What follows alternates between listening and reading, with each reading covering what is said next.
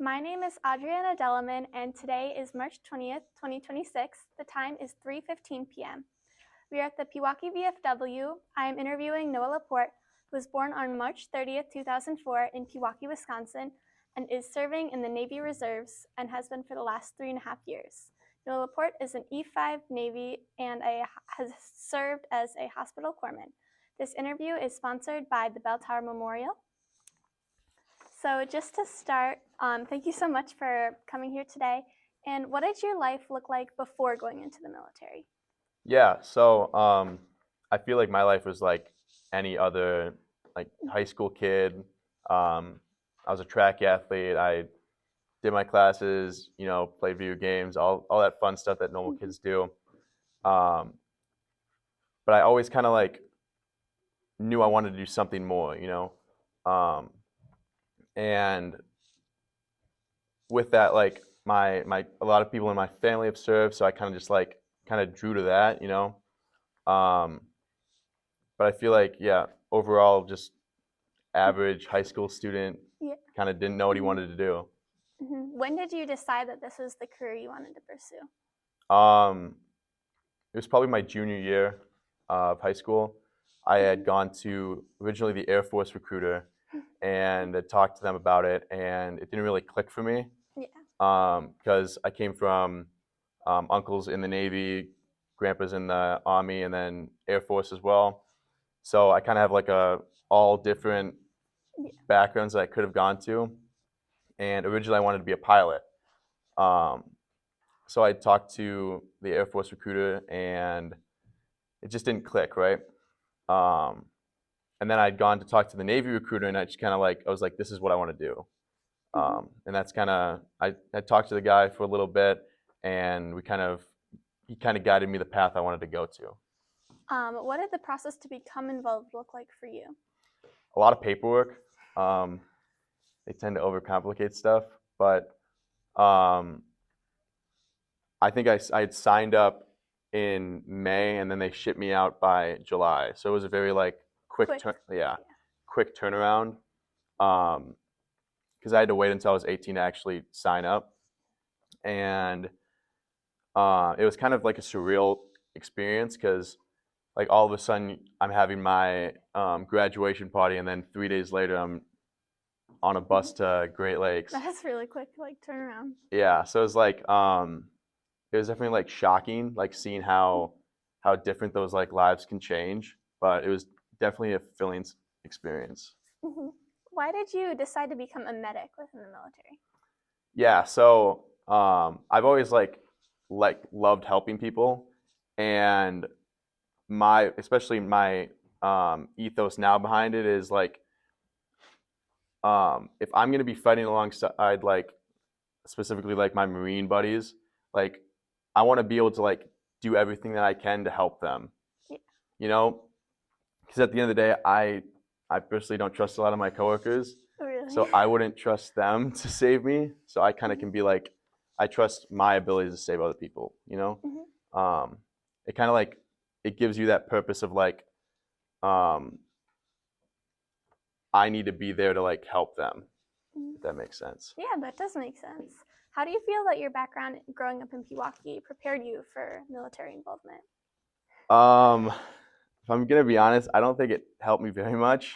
Because being in Pewaukee, like there was never like a fear of anything because it was always like very closed off. Like I never had like fear walking around or like so I've always kind of been very gifted with that. So like when life kind of got really hard with like going through boot camp, that was like it was like a shock to me almost. Because that was definitely the hardest thing I had to do up until that point.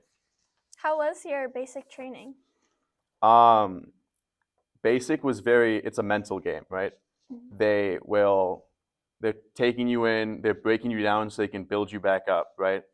Because at the end of the day, they don't want somebody who if they're in a life or death situation and all of a sudden they call doc, you need to help this guy, and you're panicking or you're like, I don't want to do this, and you're argumentative. Like they want you to like follow orders and like get what needs to get done. So that's a big thing with that boot camp taught me, especially where I was very like, I'd be like question like Yeah. the order a little bit, and then eventually it just like, this is what needs to get done. The people above me know what they're talking about. I just need to like get it done. Um, so that's a big thing with like how they structure everything. Because I think physically they have to kind of accommodate everybody. Um, Being a track athlete, it definitely helped me get kind of like that edge over a lot of the people that weren't very fit in high school. Um, but it was definitely that mental aspect that kind of takes the most toll on you. Um, but like after the first four four weeks about, um, the people around you kind of become your family, you know. um, Being in the same barracks as 90 other dudes, you kind of have to get along. um, so it just kind of gives you that like taste of what the fleet is actually like when you're stuck on a ship or stuck in the woods with a bunch of Marines, and kind of being forced to like your coworkers, but also like you love them at the same time. It's like a love-hate relationship a lot of the times.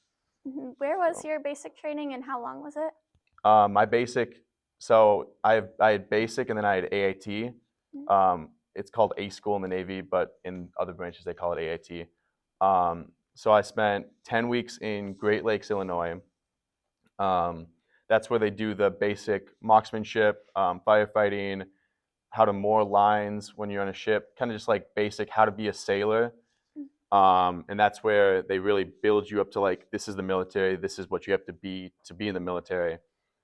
And then when I was in A school, that was in San Antonio, Texas, and that was 14 weeks, about 14 weeks.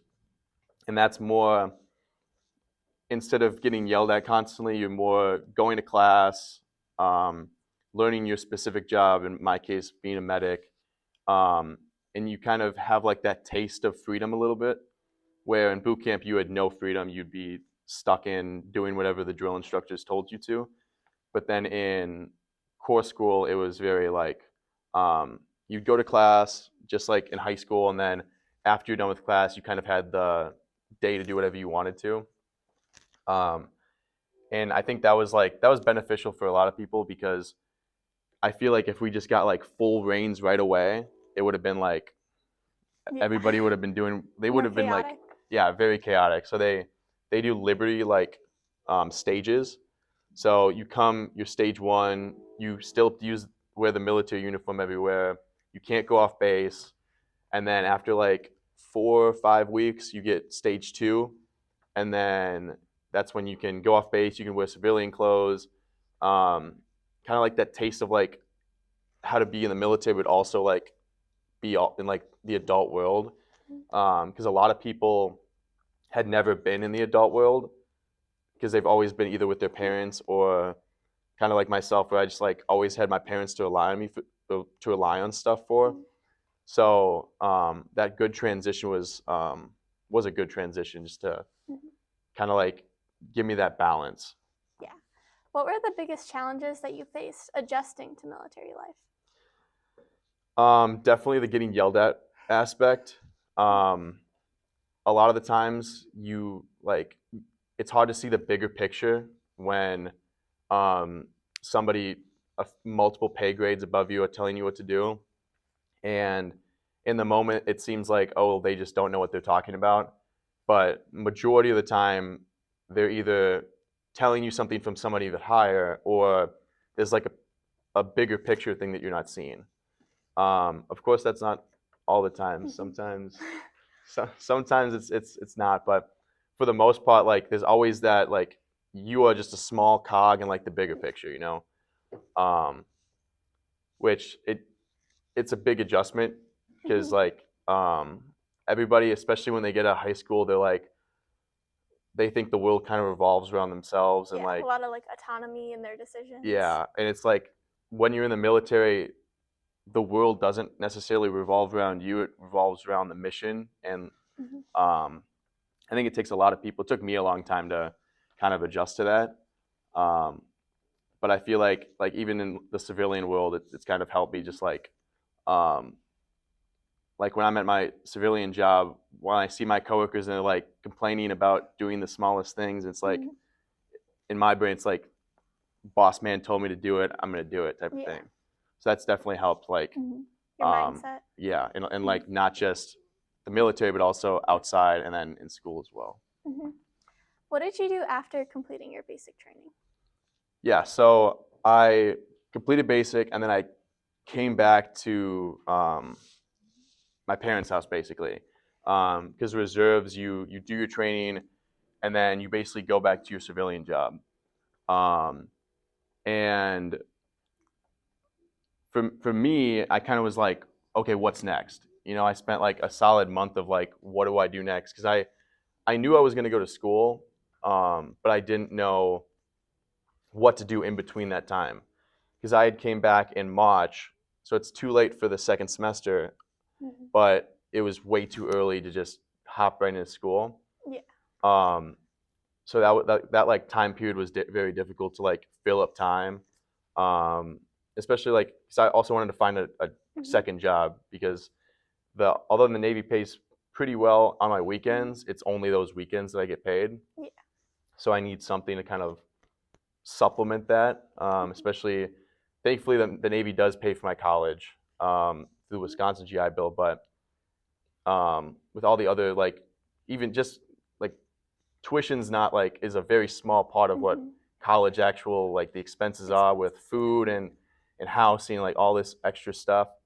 So I ended up getting a job as a personal trainer for a little bit. So I was basically doing that, staying fit, and then also doing the Navy on the side. And then eventually I ended up going to school. Mhm. Where was your first assignment?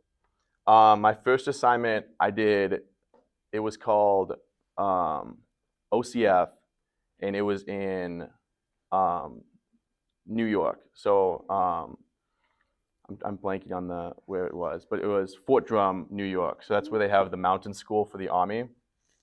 And basically, they send a bunch of corpsmen, a lot of medical personnel, and you get to re-get all your skills, like all your certifications, like um, Teachable C, which is like it's called Tactical Combat Casualty Care, um, and it's basically how do you treat a patient in like a combat situation, because all medical personnel need to be level 3 certified. Um, so then we all got certified again, and then I actually became a level 1 instructor, which was cool. Um, and then we got to do like rifle quals, which in the Navy side, it's really hard to get your rifle qual. It's like um, everybody has their pistol qual, but like rifle qual is nearly impossible, especially as a reservist. Um, but then we got to go in a helicopter. It's a bunch of like real life aspects or applications to the training that we had, which was really fun. Mhm. Have you served in any other countries?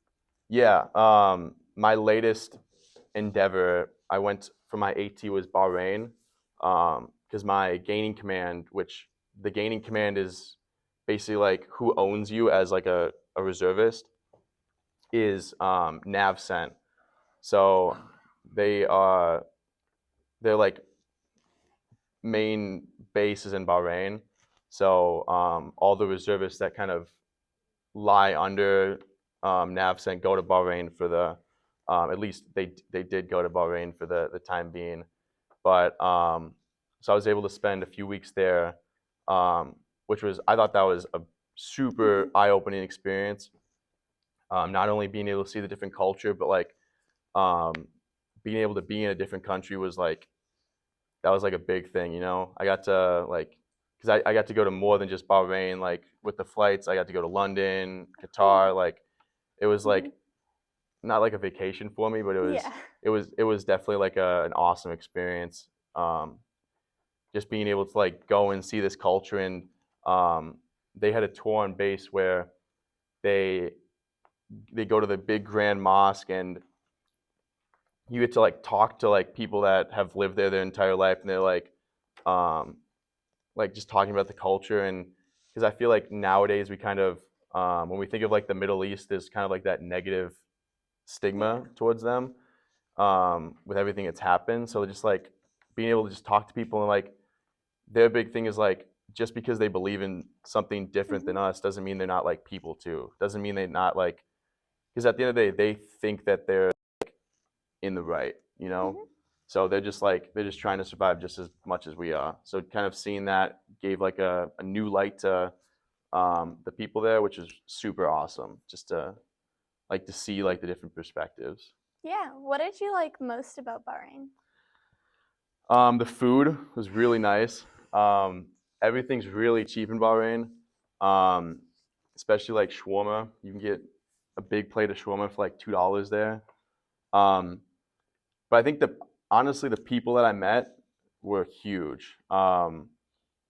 Just like because I ended up working in a clinic during the day, so I'd get to work at 8 a.m. and I'd leave at about 4 p.m. So like a typical 8-hour shift, and I was working in a um, lab where they tested blood and urine, like for the base. And within the 2 weeks I was there, I feel like I made like super deep connections with the 5 people I was with, Working with? which like I know like that's one thing that the military does is like when everybody is kind of doing the same thing, you kind of like are forced to just like Interact with them? yeah, and like all of a sudden in 2 weeks you can become like family with these people that you've never met before.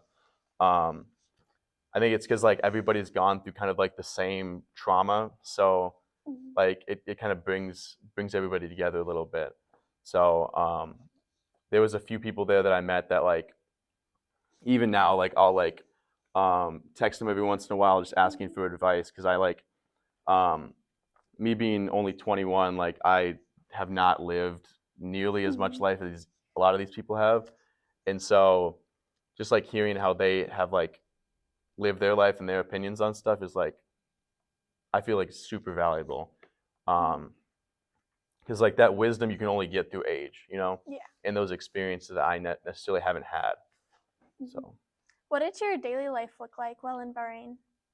yeah, so like I mentioned, it was a lot of the 9 to 5, I guess. So an 8-hour work day, and then afterwards you basically got to do whatever you want. You know, um, unlike boot camp, unlike all that stuff, you can go off base whenever you want. You can sleep over offside base. It's just as long as you make it into work the next day, basically. Um, there is a little bit of restrictions with the clothing. Um, being a Muslim country, they like to be covered up, which completely respect the culture. But it happened to be 104 every day. So when the UV is 12 and it's 100 degrees outside, it's really hard to wear a sweatshirt and pants. But yeah, just meeting like because when you're walking around, you also just meet people. So I went out and got food with some of the people, and then they have it's like a multiple miles long shop that you can go to. It's like street vendors and stuff, which was like super cool scene. The It's called the souk. So like I feel like everybody should see this at one point in their life because it's like probably like 100 meters of like these rods coming from the sky, and it's just like it's so beautiful at night because it's all lit up.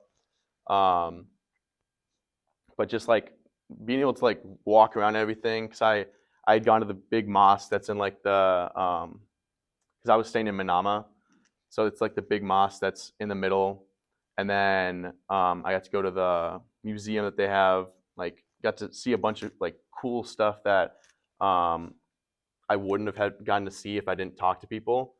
Um, so that definitely made my experience a lot better. Because I know some of my coworkers that have gone, they'll tell me, yeah, like I did some cool stuff, but like I didn't really talk to anybody. I just kind of stayed in my hotel room, and I was like, no, I'm gonna make the most out of my 2 weeks in the Middle East. So yeah, it was a lot of fun. Yeah, that sounds fun. What was the goal of your assignment in Bahrain, like the general mission? So it's basically supplemental help. So um, every reservist needs 2 weeks at least out of the year to kind of it's called a good year, to like qualify for like if I want eventually go for my retirement, which I'm planning on going for. Um, so they basically send us over to like help anywhere that they need help, right? And at the time I was E4, so being in the NavCent building, it's not very helpful because I didn't have access to anything and I can't really like I can't sit on any of the important meetings. So it was, for lack of better terms, like there was no point of me being in the NavCent building. So I think I spent the first 2 days in the building and then kind of just like shadowing people. And then I had gotten sent to the clinic, which was down the street basically. And then that's when I got put in the lab with, got to see all that stuff. Um, so a lot of it was like supplemental, just trying to help as much as I can, because not saying they're understaffed, but there's like it's not like going to be a hurt if I'm there, you know. Yeah. Especially because even though I was in the lab, I got to work in like with the biomed department because I'm going to school for biomedical engineering, and I told one of the chiefs that, and he was like, "Oh well, I'm a biomed chief because they have biomed techs," and so I ended up working alongside him and kind of shadowing him, which was really cool.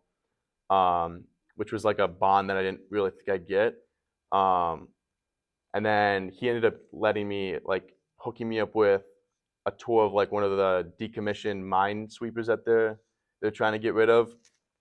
I think it was the Olympia. It could very well be wrong, but I think it was the Olympia that was getting um, um, taken apart. So that was just kind of cool seeing like getting to meet all the crew and then um, kind of getting like because I've only been Marine side.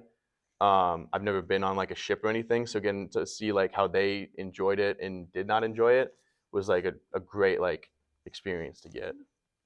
What did you learn about yourself while being in Bahrain? Um, Honestly, I feel like I take for granted like all the amenities we have in the U.S. I feel like I learned that I'm very spoiled being here. Um, because like I never thought I'd take for granted air conditioning, where like you have to if you have to use the bathroom and like if you go like downtown, of course, you have to like go into a separate building that has no AC, and then you have to do your business in like in a hole. And I never thought I'd appreciate modern day bathrooms as much as I did. Um, but I don't think I necessarily learned too much that I wouldn't have learned like anywhere else in the military. I do tend to be stubborn on some stuff, so I did learn that a little bit. Because I was doing a lot of blood draws, and a lot of the times I'd want to be like, I can do it, I can do it, and then instead of asking for help, so that like it took me the first few days to kind of like want to ask for help because I wanted to like because I've done quite a bit of blood draws at the reserve center in Madison that I go to. Um, so I wanted to kind of be like the cool kid on the block a little bit, and like, oh, I already know how to do this. Um, but like being able to ask questions was like a huge like eye opener, you know. Mm-hmm. So, What did you learn about the world around you while being in Bahrain? um, so Bahrain is one of the safest places I think I've. It felt like I was in Pewaukee, honestly. Um, I had went to one of the MMA gyms with a coworker, and it was probably a 25, 30-minute walk home, and I had walked home. My phone was dead. I had no service, no way to get anywhere, and I had never felt safer. And keep in mind, this is um, maybe midnight. Just walking in the desert. Well, it's a city, but like where we have greenery, they have desert. So I'm basically just walking on the side of the highway, and people are like driving past, they're honking, they're waving at me. It was like when you think of Middle East, you think, oh, it's so bad, but it's like it's really not. I guess it is kind of unfair because it's like Dubai basically, so it's a very wealthy country. Um, but just like how hospitable everybody was, um, even compared to the U.S., like um, we had I had made friends with one of the shop owners, and he ended up giving us a ride to one of the restaurants we went to. Didn't ask for anything. He knew we weren't gonna buy anything. He just was like he gave us waters. Everywhere you go, Mhm. they give you water bottles because Oh, it's that's so nice. hot everywhere. But like he just was like, yeah, like my friend, like if you need another ride, just let me Mhm. know. And it was like awesome. Just like it probably Yeah. wouldn't have happened in the U.S. They probably would have told me to get lost. So Mhm. um, Yeah, sounds like a really cool experience. yeah. Transitioning, how did you adjust to the transition back from assignment? Um, I think the so me in Bahrain, I wasn't there for too long, and it was very like similar to how like I didn't really have to change my schedule too much from being in the U.S. to being in Bahrain. I think other than maybe waking up a little bit earlier and Mhm. being um, at work constantly, it's very similar to me going to school and doing the same thing. Um, I think the transition I when I came back, I think school started the next day. So I think I came back the 29th, and then school started the 31st. So it was like a very quick turnaround of Mhm. like, oh, I just had fun for 2 weeks. Now I have to go back to school. Um, so I definitely missed like all the experiences I Yeah. had. Don't miss the heat, but I do miss like everything that like I was hoping I could have gone during my winter break, but unfortunately I was not able to. But hopefully I can make it back sometime this year as long as they Mhm. um, like lift the travel bans. Yeah. What do you enjoy about the ability to pursue a degree while being in the military? I think it's awesome. I think the fact that the government will pay for my like they don't only pay for my tuition, they also support me every step of the way. Um, my unit is super supportive. Like, get that degree. If you want to become an officer, do it. If you don't want to become an officer, so be it. So I've gotten very blessed with all my leadership being like super great people, like super supportive, and it makes me want to be a better leader overall. But I've never had like a moment where I had to like um, put military first or like put school first. I'm always able to like work around it, you know? Like if I absolutely need to do something with the military, the school will like accommodate. And then if there's like something really important with school, the military will accommodate. Um, like for example, I'm um, at the end of April, I was asked to go with the Marines again, and they're doing a MAW unit, which is a Marine Aviation Wing.